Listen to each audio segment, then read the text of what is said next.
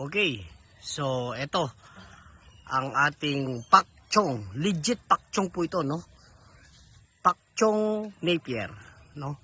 So talagang legit po masasabi ito dahil tingnan nyo sa sobrang taba. Ang pinagkaiba ng Napier natin at ang pakchong, ito walang bulo. Pangalawa, malambot. So tingnan nyo naman sa taba. Ayan ang taba ng variety ng pakchong. Okay, so ito po binibenta ko po ito per kilo. Meron po tayong ready for harvest na 2 hectares. Ayan po, ang dami. So ibebenta ko muna yan. So sobrang kapal na at sobra-sobra na tayo sa pagkain ng kambing, baka, kalabaw, tupa, ayan.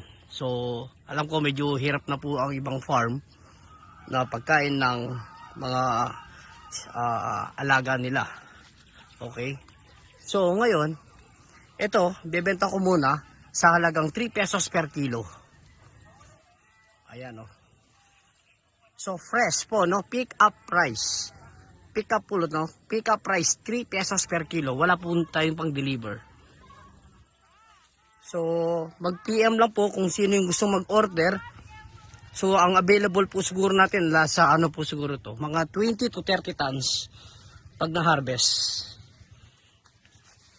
So ulitin ko lang po, 3 piso lang per kilo fresh cut, no? So timbangan na lang po tayo. Ayan, kita nyo naman. Sobrang taba at malapad ang dahon ng pakchong.